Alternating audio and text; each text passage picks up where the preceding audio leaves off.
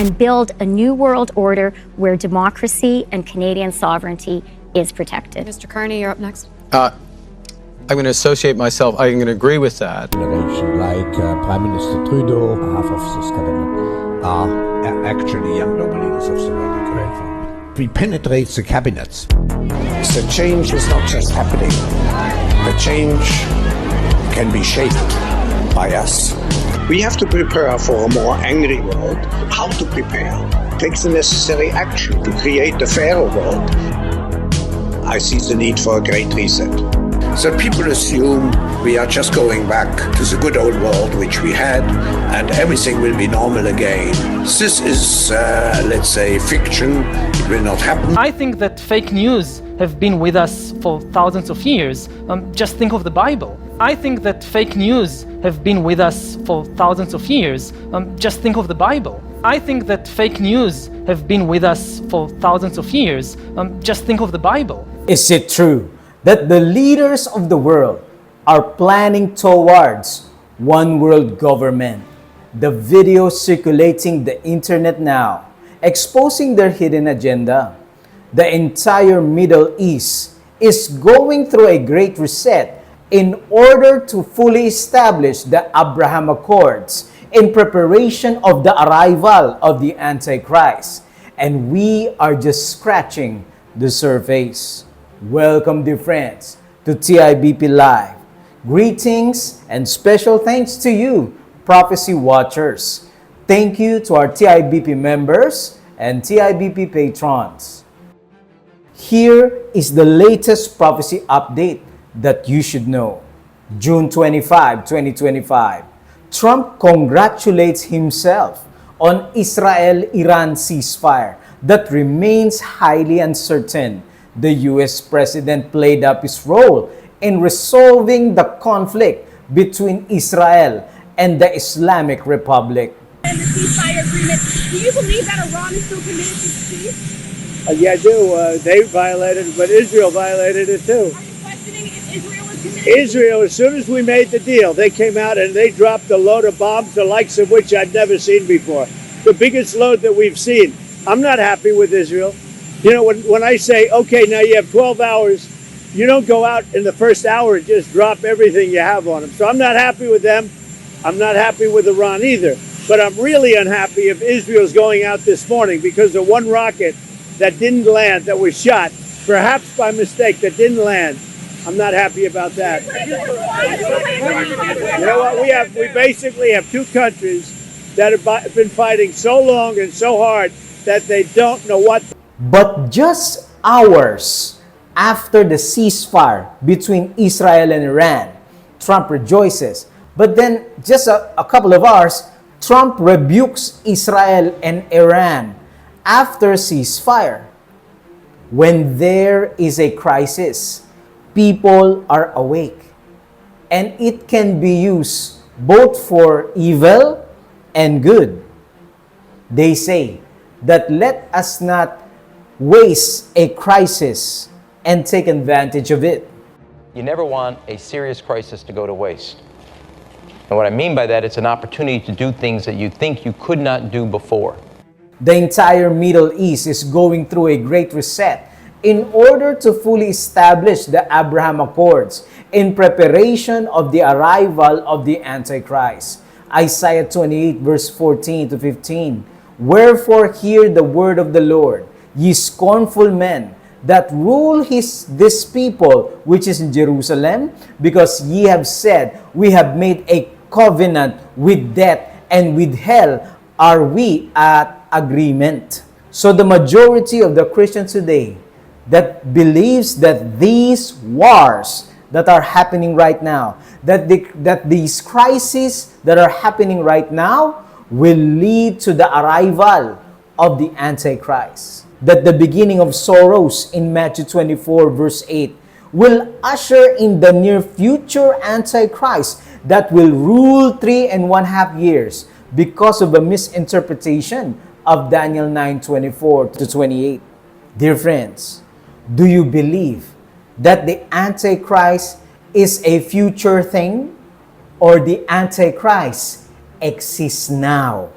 Let me know in the comment section.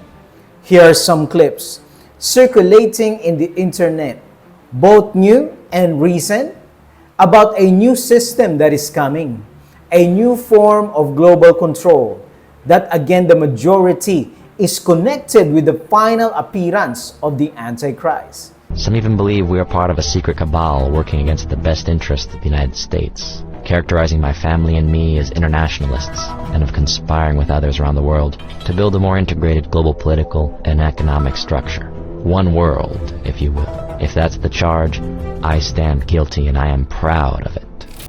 Pain detection, and once we understand the circuitries that cause pain, I guess the question is, could we then instill pain? I guess the question is, could we then instill pain? I guess the question is, could we then instill pain? I guess the question is, could we then instill pain and use that in many coercive measures in the legal system as well? In 10 years when we are sitting here, we have an implant in our brains, and I can immediately feel, because you all will have implants. Why do they want implants on us? Implants on our brains?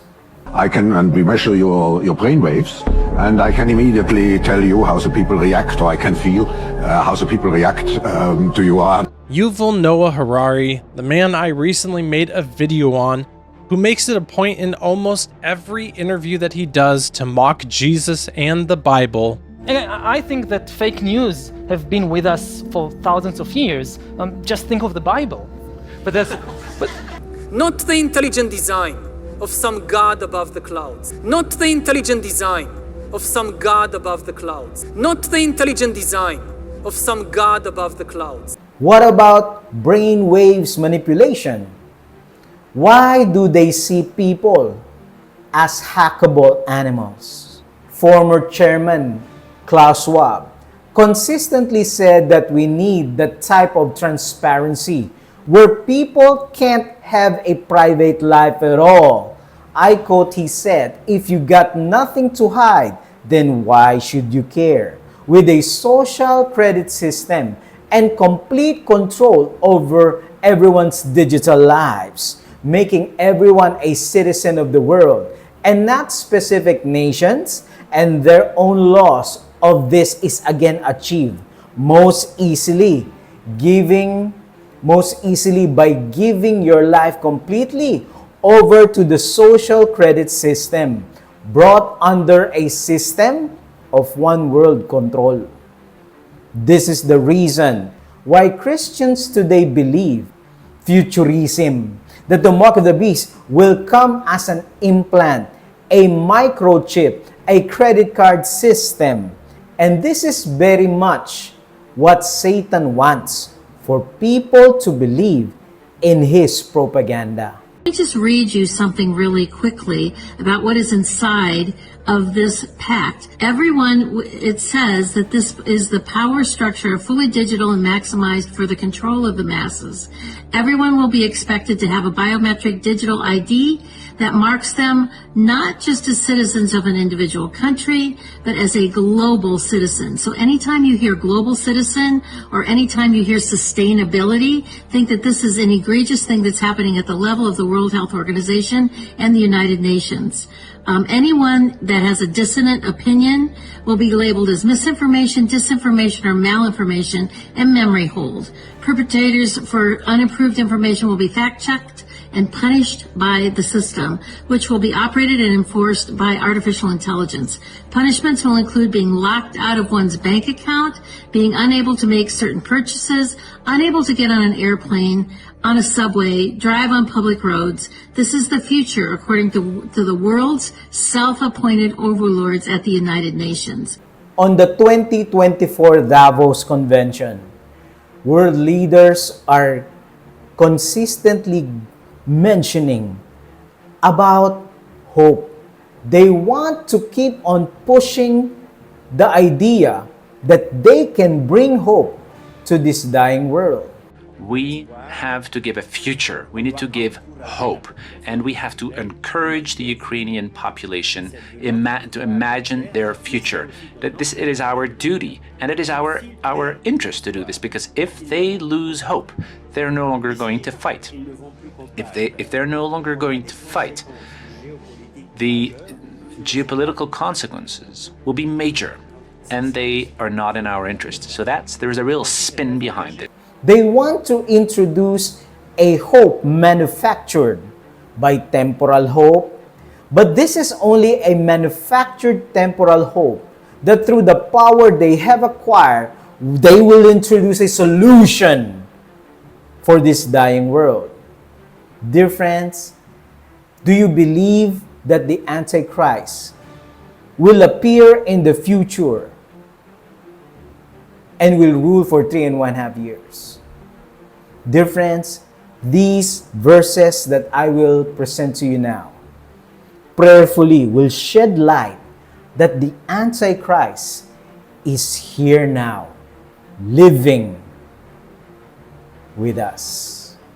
2 Thessalonians 2, verse 8 to 10. And then the lawless one will be revealed, whom the Lord will consume with the breath of his mouth and destroy with the brightness of his coming. Question, dear friends, first, who is the lawless one? Daniel 7, verse 25. And he, the little horn, will attempt to change times and law. So the lawless one is cross-referencing Daniel 7:25. He will attempt to change the times and law. The Antichrist is the lawless one. He hates the law of God just like Satan. So he will change the commandments of God, especially the commandment that deals with time. And there is only one commandment that deals with time: the Sabbath, the fourth commandment. Dear friends, and then the lawless one, the man of sin, will be revealed. So he will be revealed before the second coming of Christ. How do we know? Because the verse says, whom the Lord will consume with the breath of his mouth and will be destroyed by the brightness of his coming. So he has to be existent. He has to be living now, because he will be destroyed by the brightness of the second coming of Jesus. The Antichrist is existing now. The Bible says, then the second coming will destroy him. But most Christians today say that secret rapture first, 7-year tribulation, then the half of the 7-year tribulation in the future. Then only will the Antichrist reveal himself. That is not what Paul says. Lawless one will be revealed now and then will be consumed when Jesus returns. The Antichrist will be alive, existent before the second coming of Christ. He is existent now. And there is only one power on planet Earth that claims to have changed the law of God. That is the Roman Catholic system. While Christians obey the law of God because of love. If you love me, keep my 10 commandments if you love me. But the Antichrist will change the law of God into a man-made day of worship to counteract the fourth. These wars, dear friends, are signs of the second coming of Jesus and to show the nearness of his return. But also, I want to add, dear friends, but it reminds us that this world is not our permanent residence. That this world is not our permanent citizenship. It reminds us that this world will get worse before it gets better. They are introducing hope. A manufactured hope, a man-made hope, but the real lasting hope that we want, that we long for, is in Titus chapter 2, looking for that blessed hope for the coming of Lord Jesus. This is not a secret rapture, nor a 7-year tribulation. The parousia and apocalypse of Jesus are not two separate events. When Jesus returns, the Antichrist will be here and will be destroyed by the brightness of Jesus. Soon Jesus will return. The question is, are you on the Lord's side? Are you faithful in the little things? For faithful in the little things can be faithful in the big things. Before you become victorious, before you conquer the year, conquer the day. It starts with steps to Christ.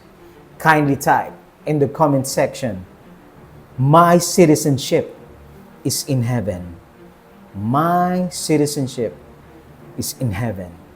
Dear friends, kindly share this important Bible study to all, and may we continue to preach truth found in Bible prophecy.